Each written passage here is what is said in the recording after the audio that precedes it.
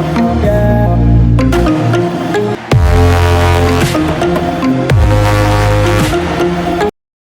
Warriors, it's Burzak, just sending out a video message, my daily video message. One, I have decided not to shave my head or my beard until the end of the school year, so watch that grow.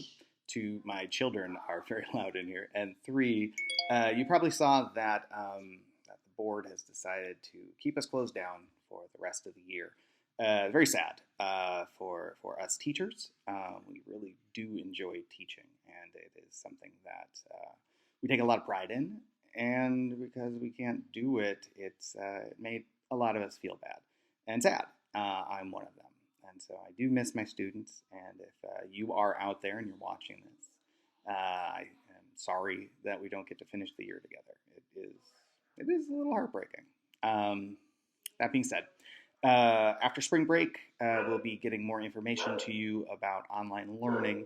That's kind of being decided by the board. So keep your emails and phones open for that. After spring break, we'll be doing some more online learning. So don't worry about, will my kid get work? They will. I think that's about it. If you saw us in the parade yesterday, hope you said hi. And we'll be having another Zoom lunch chat. We're talking about things that we're doing to keep ourselves healthy and mentally healthy during this time. And that's my dog outside barking. If you can say hi to Sammy for me, I'll bring her in one of these chats. Anyway, so that's the update for today. Theater people, I put a nice video, like 6 minutes, about designing a set. They designed a set for Beetlejuice, and so take a look at that if you're interested in how sets are built in theater. Yesterday I put one on Royal Shakespeare Theater and how you can have a virtual tour of the Old Globe Theater. And I've decided I'm just going to kind of keep putting these videos out and putting little bits of theater stuff in there until we get a more cohesive idea about what the rest of the year is going to look like online. I'm just going to get you a shot of Sammy. There she is. She's a great dog. Anyway, I will talk to you tomorrow.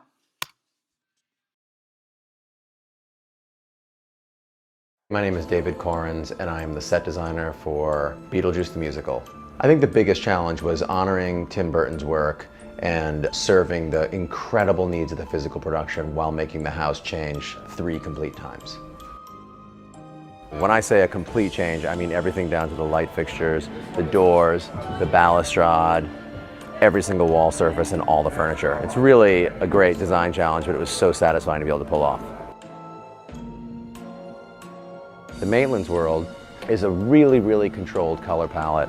It was important to control the palette. Almost everything in this particular set is one of 4 colors because I wanted to really make the characters pop off of the stage. So it's really all about these kind of maroons, greens. These didn't start out this color, but once I found the color palette that we loved, we took them out to the loading dock and kind of spritzed over them. So everything has been tied together and pulled together with the color palette. Everything from the pillows, the upholstery, down to the carpet itself. Tim Burton is such a gifted illustrator, and so much of this world was drawn from inspiration or direct reference of his work. So this flower on the wallpaper was taken off of a tiny little illustration from an obscure character, and I found it, and we changed the scale, made a pattern, and then we made it into the color that we wanted it, and then hand drew over it to really give every single piece of architecture a feeling of an original Tim Burton sketch.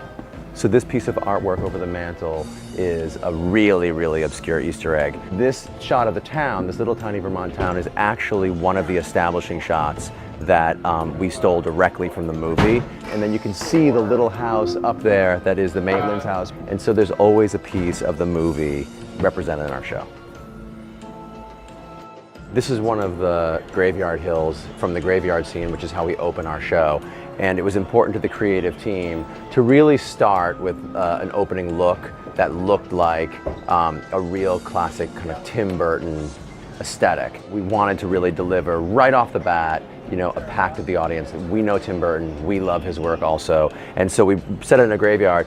The texture is reminiscent of kind of the claymation aesthetic of Nightmare Before Christmas. Special bonus points for anyone who can recognize these important characters from other Tim Burton films.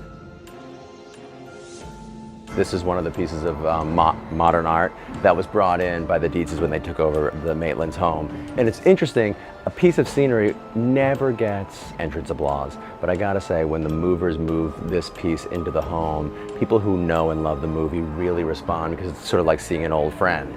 This is one of my favorite pieces of scenery. It's the couch, or it's what the couch becomes when Beetlejuice haunts the home. It was such a pleasing piece to make because we drew this kind of like whimsical shape that was obviously Tim Burton inspired, but it has to do so many different crazy things, including there's a trampoline inside. One day, 1,000 years from now when the show closes, this is gonna be starring in a new show. It's called My Living Room. There's a moment in the show where Beetlejuice comes and possesses our world. This is one of several pieces that kind of pulls together to become the Super Beetlejuice, and it's pretty amazing. This is the third world, bits and pieces of it, all the different sections of the walls that eventually go in to become the Beetlejuice world, and I really wanted the color palette to completely change to represent the people who now own or possess the house. So obviously, Beetlejuice's world is represented with black and gray, the kind of classic black and white sandworm. So that chandelier, which is the third chandelier that we put into the set, is the Beetlejuice chandelier. And that's actually inspired by the bow tie of Jack Skellington in Nightmare Before Christmas. Because the set moves upstage and downstage, it's important that all the connection points to the chandeliers are rigid pipes, so that when the set tracks up and down, it doesn't wobble.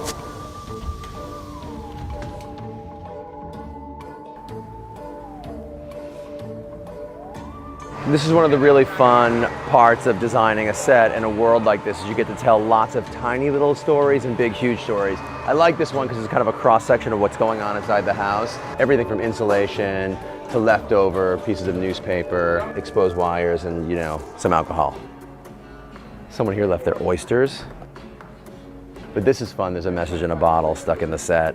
Any guesses? But these little tiny details, really one or two people, if ever, will see this. But for us, for the richness of the characters' performances, I like to point these little things out so they get a deeper appreciation of, you know, how much we're doing to really bring the story to life.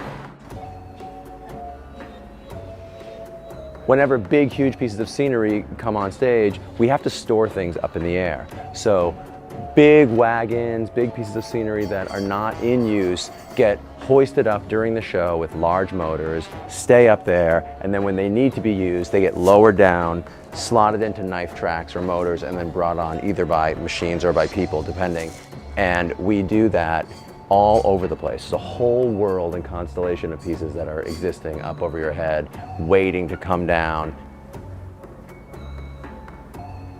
So every piece of furniture and basically every prop is handmade and really specifically made for the show. This is one of the dining room chairs, obviously when Beetlejuice haunts the world. You know, it needed to match obviously a desired aesthetic that we wanted for the world, highly textured, obviously looking a little bit obsessed and possessed. But it also has to be safe for the actors. These things are made of rigid and yet, you know, ultimately soft material. One of the things I find interesting about the process of design is all the things that you choose not to do. Alex Timbers, the director, and I actually conceived of and drew an entire version of the world of this show that didn't have all the crazy, funky angles. Right near the end of the design process, we decided, should we explore what it would look like if we canted the house with all those classic Tim Burton angles? We answered the question with a resounding yes, because the truth is, this play is so elevated and we asked the audience to go on such a crazy joyride from the beginning. Whenever you're working on a Broadway show, it's really always like a nail biter to find out what theater you're gonna get as a home. So when we found out we were gonna get the Winter Garden, it was kind of in a way surreal and beyond my wildest dreams. It's such an iconic theater. As you can see, it has only one balcony and it's really, really, really wide. So the audience distance to the action is actually really short. So it's a very, very intimate experience, even though there's a lot of seats. It's one of like the great theaters on Broadway and I was so excited to get here.